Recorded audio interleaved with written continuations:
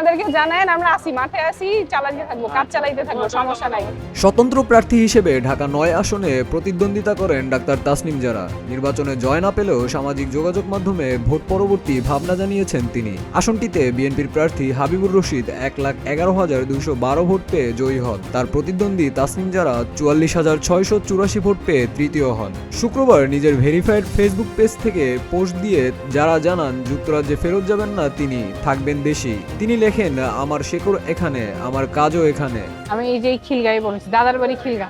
বিকেলে দেওয়া ওই স্ট্যাটাসে তাসনিম জারা জটিল সময়ে নির্বাচন আয়োজনের জন্য প্রধান উপদেষ্টা অধ্যাপক ডক্টর মোহাম্মদ ইউনূস ও নির্বাচন কমিশনকে ধন্যবাদ জানান। এছাড়া নিজ ঢাকা ৯ আসনের বিজয়ী বিএনপি প্রার্থীকেও ফোন করে শুভকামনা জানিয়েছেন।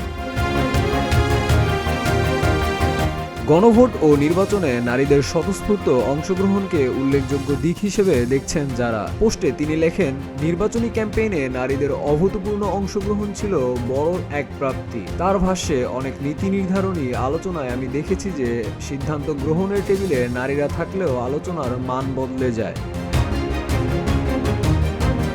পোস্টটিতে হাবিবুর রশিদের সঙ্গে একসঙ্গে গঠনমূলক শক্তি হিসেবে কাজ করবেন বলে আশ্বাস দেন যারা। তবে প্রতিদ্বন্দ্বীর ক্ষতিকর সিদ্ধান্তের বিরুদ্ধে সোচ্চার থাকবেন বলে জানিয়েছেন তিনি। তাছাড়া একটিমাত্র নির্বাচনের জন্য পথ চলা শুরু করেননি তাসনিম জারা। এ নিয়ে লিখেছেন, রাজনৈতিক সংস্কৃতির পরিবর্তনই তাদের লক্ষ্য, যা একটি দীর্ঘ পথ।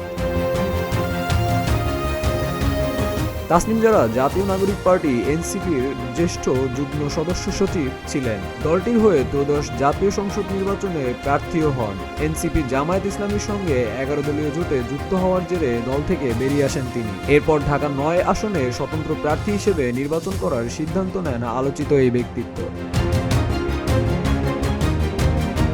শাহরিয়ার হোসেন সৌরভ, প্রতিদিনের বাংলাদেশ।